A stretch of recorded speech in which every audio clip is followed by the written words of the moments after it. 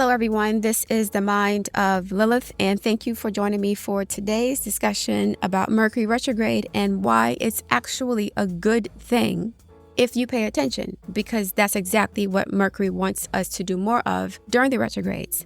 The noun autopilot means a state or condition in which activity or behavior is regulated automatically in a predetermined or instinctive manner. When we use the idiom running on autopilot, it means that we're doing things impulsively, instinctively, without thinking. We're using our muscle memory in a sense, which is a kind of unconscious or a passive state of being, like Mercury in the 12th house versus Mercury in the 6th house or 3rd house. Oftentimes, we enter autopilot mode when we've established a schedule, a routine, a lifestyle, or a system that operates on its own without much cognitive input from us. And over time, we take this system for granted. Well, Mercury does not want us to take things for granted. It wants us to learn, develop, and be an active participant in our own lives. When everything is working out the way we expect it to, when we expect it to, all of the time, we feel less compelled to do things in a different way. So Mercury rules all forms of communication, data collection, data management, and data dissemination in analog and digital format. It rules the mutable air sign of Gemini and the mutable earth sign of Virgo, which represents the acquisition of information and the analysis of that information that is used to develop knowledge, wisdom, and understanding. So when Mercury is direct, we assume our lives, our schedules, and our routines are operating at an optimal level.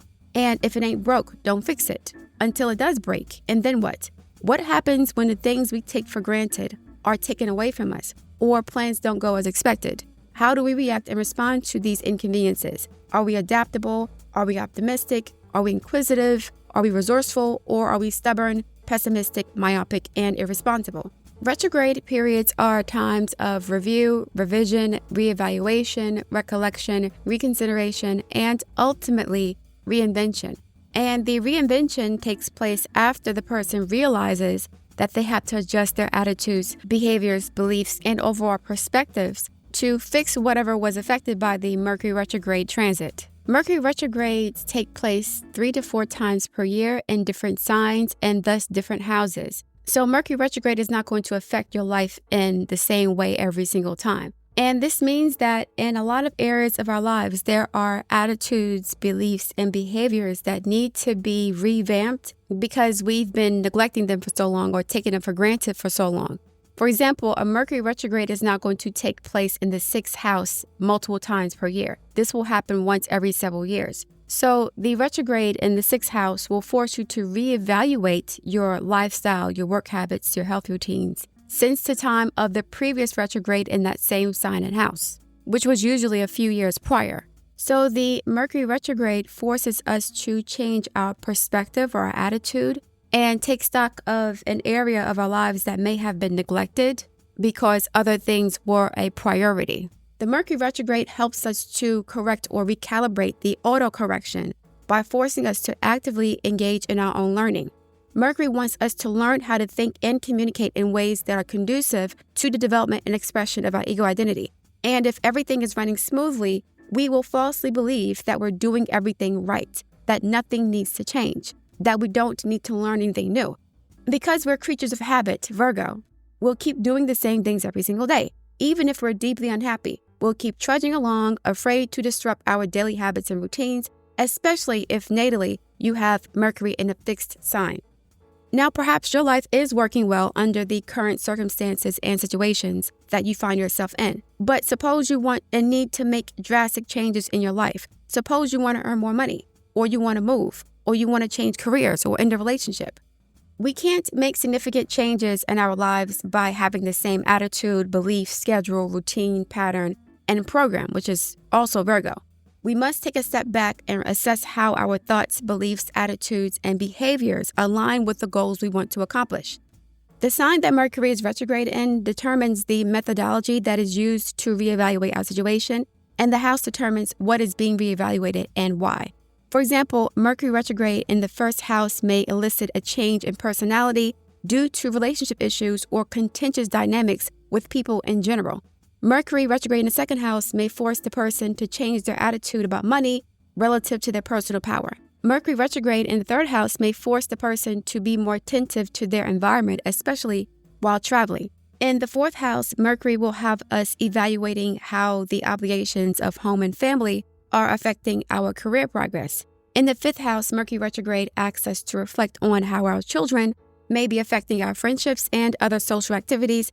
And in the sixth house, Mercury retrograde may have us considering how the current condition of our health may be caused by escapist or irresponsible behavior. The next Mercury retrograde begins in Mercury's sign of exaltation, which is Virgo, and it begins at 3 degrees on August 6th, and the retrograde ends at 21 degrees of Leo about 20 days later on August 26th. Virgo is a mutable earth sign that represents introspection, reflection, analysis, perfectionism, repetition, and sometimes compulsive disorders. Conversely, Leo is a fixed fire sign that represents exuberance, ostentatiousness, creative expression, youthfulness, and sometimes narcissism. During this retrograde, people will be forced to run a fine-tooth comb through their gnarly lives, their messy schedules, unhealthy diets and lifestyles, laziness, financial wastefulness, and other sloppy areas that need to be cleaned up with patience, maturity, and close attention to detail. For example, if someone has a Leo rising sign, Mercury retrograde will begin in the second house of personal possessions, finances, and self-worth. This person with a Leo sun or ascendant sign may have to take a look at their finances to identify areas of waste, lack, or poor management. And as Mercury walks back to Leo, which is their first house, they'll realize that their current financial situation is a direct result of their personality and how they relate to people. For example, if you don't like people and you don't trust people and you think people suck in general, Mercury retrograde in your second house will force you to acknowledge how this attitude and disposition is limiting your financial opportunities because of your inability to work with people. Now, on the other hand, if you're a people pleaser that is deeply insecure, you may realize that you're spending a lot of money trying to get people to like you. If you have an Aries sun or ascendant and Mercury is retrograde walking back to the fifth house from the sixth house, you may realize that your work schedule is preventing you from spending time with your children, or you may realize that you're using your job to fill the void of not having children or being single. So while the retrograde is in the sixth house walking back to the fifth house, you may realize that your health is being affected by the fact that you're working too much and you're not enjoying enough free time with friends, family, and loved ones. So while the Mercury retrograde can be inconvenient, it is the wake-up call that we need to not operate on autopilot. And as busy adults, it's easy for us to ignore the responsibility of drastically changing our attitudes, our perceptions, and our behavior until something breaks, or someone gets sick, or someone loses their job, or someone gets into a car accident, God forbid, or a bridge falls down. Sometimes the things that break during the retrograde indicate the areas in our lives we need to take a break from. But the break isn't just to sit around and do nothing. What are we learning from this experience? How did the situation happen in the first place? Are we doing too much or too little in this area of our lives? Do we know enough or do we need to study more? Mercury retrograde is also a good time to take stock of the progress we've made in our lives relative to the house Mercury is traveling through. Mercury retrograde in the ninth house may make you realize that you need more education for your field of work. Mercury retrograde in the seventh house may start up conversations about marriage counseling due to long-standing unresolved issues coming to a head, especially if one or both spouses have malefics like Mars, Saturn, and Uranus transiting through the angular houses.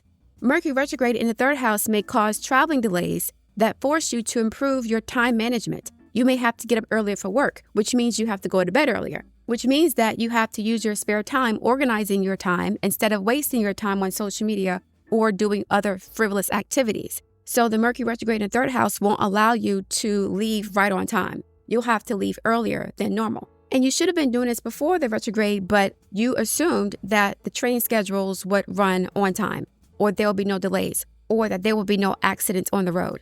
So again, Mercury retrograde in the third house may force you to improve your time management. Yes, Mercury retrograde can be inconvenient and frustrating, but sometimes we get ahead of ourselves. We take things for granted. We're wasteful and irresponsible, or we're not reaching our highest potential.